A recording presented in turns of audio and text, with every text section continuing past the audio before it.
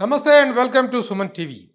వైద్య రంగంలో ముఖ్యంగా పెయిన్ రిలీఫ్ అనేటువంటి సేవలో పరిచయ వాక్యాలు అవసరం లేని సుప్రసిద్ధ వైద్యులు డాక్టర్ దారా సుధీర్ గారు. సుధీర్ గారి దగ్గర ఎన్నెన్నో పెయిన్ రిలీఫ్‌కి సంబంధించినటువంటి చిట్కాలు, ట్రీట్మెంట్స్ తీసుకోవడం జరిగింది. కానీ ఈరోజు ఒక దినపత్రికలో వచ్చినటువంటి ఒక ఆర్టికల్ అనేటువంటిది మాత్రం ఇమ్మీడియేట్‌గా నన్ను ఇక్కడికి రప్పించింది. ఎందుకు అంటే 60 ఏళ్ళు దాటిన ముందే ఎవరును కూడాను ఆపరేషన్స్‌కి వెళ్ళాల్సిన అవసరం లేదు. 60 ఏళ్ళు దాటితేనే ఒక మోకాళ్ళకి గానీ, కీళ్ళకి గానీ, నడుము గానీ ఎనీ ట్రీట్మెంట్ అనేటువంటిది 60 ఏళ్ళు దాటిన తర్వాత మాత్రమే తీసుకోవచ్చు. అవసరం వేళకు ముందు ఆపరేషన్ అవసరం లేదని చెప్తున్నటువంటి ఒక ప్రముఖమైన ఆర్టికల్ ఒక దినపత్రికలో రావటం అనేటువంటిది నన్ను చాలా ఇమ్మీడియేట్‌గా ఆకర్షించింది. సో, దీనికి సంబంధించినటువంటి వివరాలు, విశేషాలు తెలుసుకోవటం కోసం డాక్టర్ సుధీర్ దారా గారి దగ్గరికొచ్చాను. డాక్టర్ గారు నమస్తే అండి. Welcome sir. నమస్కారం అండి. ఇది చాలా స్టన్నింగ్ ఇదే అంతా భారత ఆయుష్మాన్ వాళ్ళు ఇచ్చినటువంటి రిపోర్ట్ ఇది. వాళ్ళ అహ్మదాబాద్‌లోని నీ అండ్ పెయిన్ ట్రీట్మెంట్ ఇన్‌స్టిట్యూట్ వాళ్ళు ఇచ్చినటువంటి ఇది. చాలా అథెంటిక్ ఇన్ఫర్మేషన్ ఇది. ఇలాంటి ఇన్ఫర్మేషన్ వచ్చిన తర్వాత దీని మీద కొంచెం సాధికారికమైనటువంటి సమాచారాన్ని మీ దగ్గర తీసుకోవటం కోసం వచ్చా. ఏంటి నిజమేనా? 60 ఏళ్ళు దాటిన తర్వాత మాత్రమే అవసరమైతే ట్రీట్మెంట్ తీసుకోవాలి, ఆపరేషన్‌కెళ్ళాలి, సర్జరీకెళ్ళాలి అని చెప్తున్నారు. కానీ ఈ రోజుల్లో 30, 40 ఏళ్ళు కూడా కాకముందే ఏదైనా చిన్న పెయిన్ అంటే కూడా చిటుక్కుమంటే చాలు సర్జరీ టేబుల్ మీద ఎక్కించేటువంటి పరిస్థితి ఉంది. దీన్ని మీరు ఎలా చూస్తారు ఈ పర్టిక్యులర్ ఇష్యూని? ఇప్పుడు ఏదైతే న్యూస్, ఇది చాలా పెద్ద న్యూస్ వచ్చిందో ఈ న్యూస్ పేపర్‌లో, ఇది మేము ఎప్పటి నుంచో చెప్తున్నాం. ఇది ఈ రోజు కాదు ఇది. ఓకే. కాకపోతే ఏంటంటే దీనికి అథెంటికేషన్ ఈరోజు ఎందుకు వచ్చిందంటే, ఇది ఆయుష్మాన్ భారతిలో కూడా ఎంటర్ అయిపోయింది. ఆయుష్మాన్ భారతిలో ఏంటి, ఇది నేషనల్ వైడ్ ఒక హెల్త్ స్కీమ్ ఇది. అంటే ఇది డైరెక్ట్లీ ఫ్రమ్ హెల్త్ మినిస్ట్రీ అనమాట. దీంట్లో వాళ్ళు సీరియస్గా చెప్పిన విషయం ఏంటంటే 60 ఇయర్స్ దాటితేనే మోకాళ్ళ నొప్పులకి ఆపరేషన్. మరి 60 ఇయర్స్ లోపల నొప్పి వస్తే ఏం చేయాలి, అది కూడా రాశారు అందులో. ఎక్సర్సైజెస్, లైఫ్ స్టైల్ మోడిఫికేషను, కొన్ని ట్యాబ్లెట్స్, ఇంజెక్షన్స్ అంటే దాంట్లో ముఖ్యమైనది పిఆర్పి.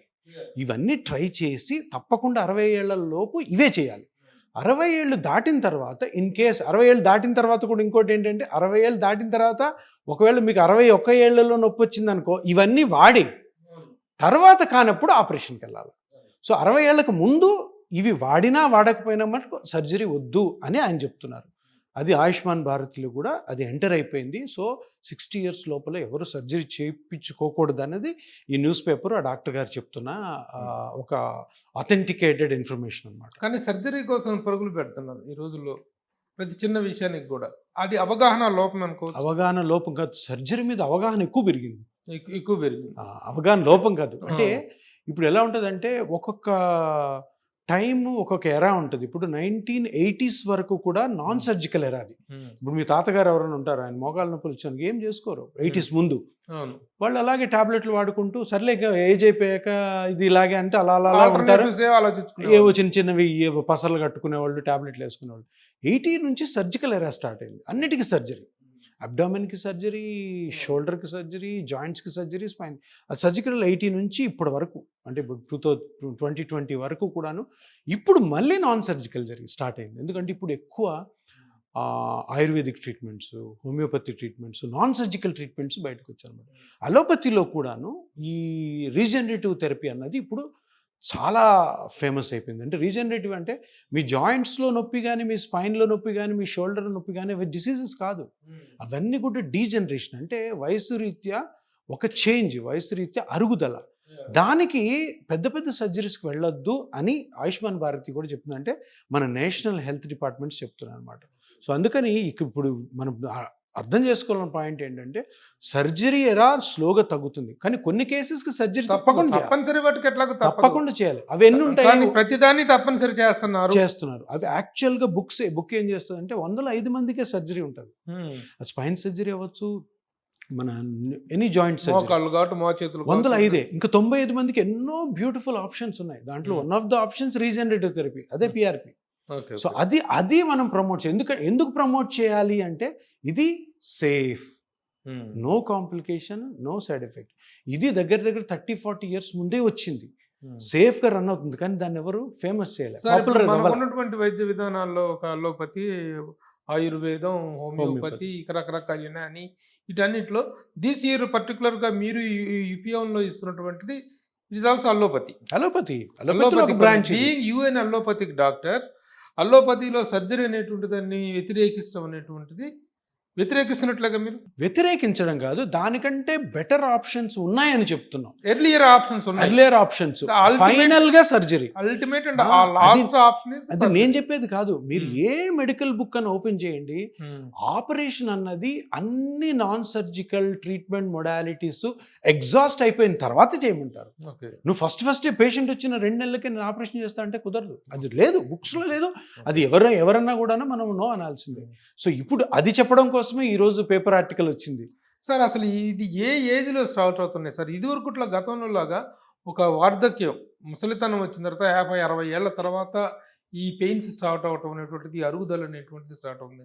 కానీ ఈ జనరేషన్లో ఎందుకు ఎర్లీగానే స్టార్ట్ అవడానికి కారణాలు ఏంటంటే, ఇప్పుడు జనరల్గా నేను ప్రాక్టీస్ స్టార్ట్ చేసినప్పుడు ఒక 15 years బ్యాక్ అందరూ 55 తర్వాతే మోకాలు నొప్పులు వచ్చేవి. ఇప్పుడు 35 తర్వాత ఎక్కువ చూస్తున్నాం. ఇప్పుడు ఈరోజు చూసామంటే నేను ఒక 30 మందిని చూస్తుంటే 15 మంది 35 to 55, 35 to 55, ఇంకా హాఫ్ తర్వాత 55 వాళ్ళు. ఎందుకు వస్తున్నాయి అంటే, first of all life style మొత్తము షాటర్ అయిపోయింది. ఇంకా పొద్దున్న లేసినప్పటి నుంచి ఉరుకులు పరుగులు, హెల్త్ మీద కాన్షియస్ ఉండదు, night duties, double duties, travel ఎక్కువ చేయడము, ఇవన్నీ ఒక ఎత్తు అయితే, ఇంకొకటి అనవసరమైన ఎక్సర్సైజ్. మీరు కేబీఆర్ పార్క్లో చూడండి, రోజు అంటే ఆ కేబీఆర్ పార్క్లో నడిచే వాళ్ళందరూ కూడా పాపం తెలియక వాళ్ళ మోకాళ్ళు కానీ స్పైన్ కానీ అరిగిపోతాయి మనం ఎక్కువ వాకింగ్ చేస్తే అన్నది ఎవరికి తెలియదు. వాకింగ్ అంటే ఏదో అమృతంలాగా వాక్ చేసి పోతాడు. ఎంత చేయాలి, ఏ వయసులో ఎంత చేయాలి, ఏ కండిషన్ ఉన్న వాళ్ళకి ఎంత వాకింగ్ చేయాలి ఎవరికి తెలియదు. పాపం వెళ్తారు, డాక్టర్లు ఏమంటారు వాకింగ్ మంచిది అంటారు, అంతే. ఏ మనిషికి ఎంత వాకింగ్ చేయాలా, అది చెయ్యొచ్చా లేదా, కొంతమంది అసలు వాకింగే చేయకూడదు. వాకింగ్ ప్రిస్క్రైబ్డ్గా ఉండాలి. ప్రిస్క్రైబ్డ్, ప్రతి మనిషికి కస్టమైజ్డ్. మీ ఏజ్కి మీకున్న కండిషన్స్ ప్రకారము మీరు ఎంత వాక్ చేయాలని మెడికల్లీ ప్రూవ్ అయిన అవన్నీ ఒక డాక్టర్ని అడిగితే చెప్పేస్తారు. కానీ తెలియదు, మన పక్కింటోడు వాక్ చేస్తున్నాడు, వాంతో పాటు కలిసి కార్లో ఎక్కడం, కార్ అక్కడ పార్క్ చేయడం, ఒక రౌండ్ కొడితే 4 kilometers, అరే ఒక్కో రౌండ్ కొట్టాం కదా ఇంకో రౌండ్ కొడదాం అనుకో. అక్కడ ఆ రోజు మీకు సైకలాజికల్ బాగుంటుంది, కానీ దానివల్ల జరుగుతున్న డీజనరేషను స్పైన్లో కానీ షోల్డర్లో కానీ నీజ్లో కానీ మీకు తెలియదు. సో ఇది ఇంకోటి రీజన్ తొందరగా ఎరిగిపోవడానికి. ఇంకొకటి, చాలామంది జిమ్ ఒకటి ఫ్యాషన్ అయింది, ఈ మ్యారథాన్స్ ఒకటి ఫ్యాషన్ అయిపోయినాయి, సైక్లింగ్లు ట్రెక్కింగ్లు ఫ్యాషన్ అయ్యి అందరూ ఏమనుకుంటారంటే, అందరూ ఒకటే వర్డ్ సార్ ఫిట్నెస్ సార్ అని. ఫిట్నెస్కి మీనింగే లేదు. ఈ ఫిట్నెస్ దాంట్లో ఈ డీజనరేషన్ ఎక్కువైపోయింది. దాంతో 35-40 నుంచే మోకాళ్ళు అరగడం. చాలా యంగ్స్టర్స్ ఇప్పుడు వస్తున్నారు మోకాళ్ళు. అండ్ ఇప్పుడు జరిగే తప్పు ఏంటంటే, ఈ 40 సంవత్సరాల్లో మోకాలు అరిగిపోయిన వాడు ఎన్ని రోజులని మందులు వాడతాడు, ఎన్ని రోజులని ఎక్సర్సైజ్ చేసి తగ్గించుకుంటాడు, ఎన్ని రోజులని ఇంజెక్షన్స్ అని చూస్తాం. అందుకని 45కో 50 లోపలే ఆపరేషన్ జరిగిపోతుంది. సార్ ఈ సందర్భంలో ఒక చిన్న డౌట్ కూడా అడుగుతాను. మీ I'm a film journalist and film related స్టార్స్తో నేను ఎక్కువగా మూవ్ అవుతుంటాను. మా సినిమా వాళ్ళు చాలా ఓవర్గా జిమ్ చేస్తుంటారు, బాడీని ఒక్కొక్క క్యారెక్టర్ కోసం విపరీతంగా బాడీ పెంచేస్తుంటారు, మళ్ళీ ఇంకొక క్యారెక్టర్ కోసం విపరీతంగా మేక్ ఓవర్ చేసేస్తుంటారు. ఈ మార్పులు అనేటువంటి ఈ పెయిన్ మీద ఎలాంటి ప్రభావం చూపిస్తాయంటారు? చాలా ప్రభావం చూపుతాయి, కానీ తప్పదు వాళ్ళకి. ఒకటి ఫిల్మ్ స్టార్స్కి, ఇంకోటి స్పోర్ట్స్ పర్సన్కి. ఇప్పుడు ఒక స్పోర్ట్స్ పర్సన్ ఉన్నాడు, విరాట్ కోహ్లీ తీసుకోండి. విరాట్ కోహ్లీ ఒక 16-17లో కెరీర్ స్టార్ట్ చేసి ఉంటాడు, చిన్నప్పుడు ఆడుతున్నా కానీ ఇంటర్నేషనల్ ఎరాకి వచ్చి. ఆయన 35 కల్లా క్లోజ్ అయిపోతుంది. అంటే ఈ 35లో ఈ ఎన్ని సంవత్సరాలు అవుతుందో మ్యాక్సిమం వాడేస్తారు వాళ్ళ జాయింట్స్. ఇప్పుడు 35 నుంచి ప్రాబ్లం స్టార్ట్ అవుతాయి, వాళ్ళ కెరీర్ అయిపోయింది అక్కడికి. ఫిల్మ్ స్టార్స్ కూడా అంతే. ఇప్పుడు ఒక మూవీలో ఏమో ఫుల్ 6 pack కావాలి, ఒక మూవీలో అమీర్ ఖాన్ ఏదో సినిమాలో ఇంతలా ఫ్యాట్ అయిపోయినాడు. అవన్నీ తప్పవద్దు. కాకపోతే వీళ్ళకి ఏంటంటే తప్పకుండా వీళ్ళకి 40 తర్వాత ప్రాబ్లమ్స్ అన్నీ స్టార్ట్ అవుతాయి. 40 తర్వాత చాలా స్టార్ట్ అవుతాయి. ఎందుకంటే వాడాల్సిన ఏ జాయింట్స్ మొత్తం వాళ్ళు 35-40లో వాడేసి ఉంటారు. క్రికెటర్స్ అంతే, అథ్లీట్స్ అంతే. వీళ్ళు తర్వాత లక్కీగా కొంతమందికి లేట్గా వస్తాయి ప్రాబ్లమ్స్, కొంతమందికి అర్లీ వస్తాయి. చాలామంది హీరోలు ఉన్నారు ఇక్కడ 40-45 కల్లా knee joint pains, ankle pain, spine pain. మీకు అలాంటి వాళ్ళు చాలా మంది వచ్చారు. స్పోర్ట్స్ పర్సన్ చాలా మంది వచ్చారు. Sports person, film stars. ఇప్పుడు యాక్టివ్గా ఉన్న 2-3 టాప్ హీరోస్ కూడాను షోల్డర్ సరిగ్గా ఎత్తలేకపోయిన పరిస్థితులు ఉన్నారు. ఏమంటే సార్ జిమ్ సార్ మాకు వాడు 75 kgs ఎత్తిస్తాడంట. హెల్త్ వైజ్ చూస్తే డేంజరస్, వాళ్ళ ప్రొఫెషన్ వైజ్ చూస్తే తప్పదు. తప్పదు. కానీ మీరు ఎలాంటి సజెషన్స్ ఇస్తారు సార్? ఇప్పుడు జిమ్‌కి గాని, వాకింగ్‌కి గాని దీనికి కూడా ఒక ప్రిస్క్రైబ్డ్ వెయిట్ లాస్ రోజుకి ఇంతవరకే చేయాలి అనేటువంటి వీటిని ఏమైనా మీరు first of all gym is not necessary for few people. ఎవరికి అవసరమో జిమ్ ఎప్పుడు చెప్తాను ఉంటాను. Sports person, celebrities, film star, gym trainers, వీళ్ళే నలుగురే మోడల్స్కి. ఎందుకంటే మజిల్ కనపడాలి. ఇప్పుడు ఒక ఇంజనీర్కి అవసరం లేదు జిమ్, ఒక లాయర్కి అవసరం లేదు, ఒక డాక్టర్కి అవసరం లేదు, ఒక జర్నలిస్ట్కి అవసరం లేదు. ఎందుకు? హెల్దీగా ఉండాలి మనం. హెల్దీనెస్ ఫిట్నెస్కి ఏ మాత్రం పోలిక లేదు. ఫిట్నెస్ అన్నదానికి మీనింగ్ లేదు. హెల్దీనెస్ అంటే ఏంటంటే జబ్బు లేకుండా ఉండడం. లావుగా ఉన్నవాడు హెల్దీ కాదని కాదు, సన్నగా ఉన్నవాడు హెల్దీ అని కాదు, రాంగ్ అది. ఫిట్గా ఉన్నాను సార్, ఇక్కడ మంచి కండలు, 6 ప్యాక్ ఉన్నాడు, వాడికి ఎన్నో జబ్బులు ఉండొచ్చు, లోపల తొందర చనిపోవచ్చు. ఆ ఫిట్నెస్ అన్న వర్డ్ తోటి ఈ మొత్తం వరల్డ్ అంతా కూడా, పర్టికులర్ ఇండియా అంత రాంగ్ వేలో పోతుంది అంటే ఎవరికి తెలియదు. ఇప్పుడు నేను జిమ్ గురించి ఏమన్నా, ఇప్పుడు ఈ ఇంటర్వ్యూలో చూడండి కామెంట్స్ చాలా బ్యాడ్గా వస్తాయి. జిమ్కి రావద్దు అంటున్నాడు, ఇతనేం డాక్టర్ అని. జిమ్ అసలు ఏ విధంగానూ మీకు హెల్త్ని ఇస్తుందన్న నమ్మకం పెద్ద అపోహ. జిమ్తో హెల్త్ ఎవ్వరికి బాగోదు. హెల్త్ బాగుండాలంటే మీ ఏజ్ ప్రకారము, మీకున్న కండిషన్స్ ప్రకారము minimum to moderate exercise prescribed ఉన్నాయి. అమెరికన్ హార్ట్ అసోసియేషన్ అని ఒకటి ఉంది. వాళ్ళు ఎప్పుడో చెప్పేశారు, బాబు నీకు వారంలో 7 రోజుల్లో 6 రోజులు మినిమం టు మోడరేట్ ఎక్సర్సైజ్ నీకున్న కండిషన్స్ ప్రకారము 30 నిమిషాల నుంచి 40 నిమిషాలు పొద్దున్న సాయంత్రం చేసుకుని ఇంకేం అవసరం లేదు ఎక్సర్సైజ్ రూపేణా.